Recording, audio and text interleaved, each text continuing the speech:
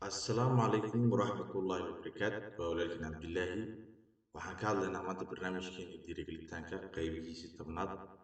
Waxaa maanta aan soo diyaariyey laba qaybood oo kale oo inta badan barnaamijka waxaan kaga hadla waxaa weeye iyagoo dadaalaya ilaahayna tira saaran.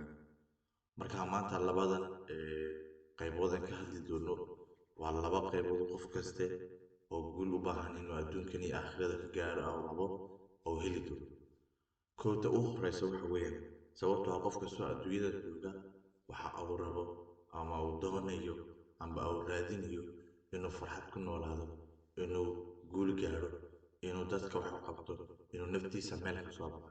Sidaa darteed waxa uu raadinayo oo doonayo uu habeen iyo dharaar uu meel u marayo amba wax u akhrinayo amba uu shaqo tegayo waa guul inuu gaaro. Sidaa darteed labadan cadow waa inaad iska ilaalisid hadda aad rabtid guul inaad gaadhid tani adduunyada iyo nolosha aakhirada ah. Kow ta u horeysa waxa weeyaan cadowga ugu horeysa ee guusha ee ka hor istaagay inaad guulaysatid waxa weeye waa in aad doontid inaad si fudud amba dariiq yaroo fudud amba waqti yar oo gaaban inaad ku guulaysatid. Sababtoo ah adduunyadan ilaahay markuu abuurayay maalin baa waxbuu abuurayay uu karay ilaahay subxaanahu wa tacaala inuu maalin quraata amba saacad quraata au ku abuuro. Laakiin sidaa darteed ilaahay wuxuu qur'aankiisa ku sheegay maalinba inuu dhulka abuuray, maalinna inuu cirka abuuray, maalinba waxbuu ilaahay abuuray.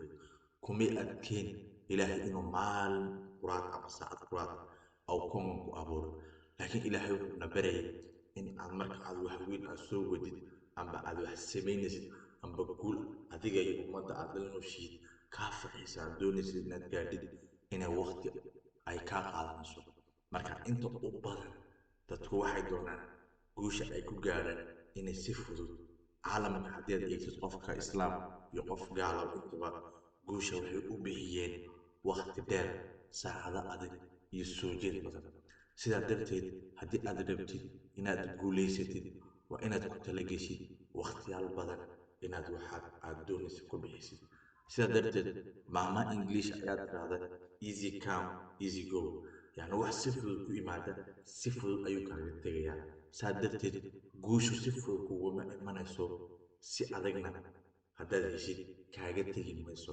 Talabaad ee cadowga u ah guusha in aad gaadhid waxa weeye in aad sugtid waqti ku habboon aad tiraahdid maalintaasaan guulaysanaya, xaggaa markaan tagaan guulaysanaya, waxa markaan fahmaan guulaysanaya. Aad sugtid aad fadhiisatid oo tirahdid waqtigeedii maaha, anigu lacagta ma haysto, anigu buuggan ma akhrin, anigu waxan ma haysto. Aad sugtid waqti ku habboon. Sababtoo ah guusha waxaa lagu tilmaamay oo lagu sheegay inaad adigu dooranaysid meel ay taalo. Sababtoo guusha kuu iman mayso, laakiin guusha adaa u tagaya, adigaa ka soo qaadanaya, adigaa markaa noqonaya qofkii ku guulaystay nolosha. Marka haddii aad rabtid inaad qof guul gaaro doonaya aad noqotid adduunkan dusheeda waa in aad doodoonin dariiqa yaryar inaad ku guulaysid. Sababtoo ah maanta waxaan joognaa waqti ay qof waliba amba ay dad waliba raadinayaan dariiq yar ay ku sameeyaan guul ay doonaan inay caalamka ku qabsadaan. Marka sidaa darteed labadaa cadow inaan iska ilaalino. Cadow ugu horeysa wuxuu ahaa inaad short time amba waqti yar aad ku raadisid inaad guul aad vigaaga noloshaada oo dhan aad u wadatid aad doonaysid. Iyo talabaad oo ah inaad waqti ku habboon sugtid oo tiraahdid waqtigaa baan ugu guulaysanayaa ood dadaalin. Labadaasba waa cadowga guusha. Sidaa darteed waxay kaaga baahan tahay effort badan iyo waqti badan aad gelisid si aad guusha adduunyada aad u gaadhid ayna kuu fududaato guusha aakhiradu.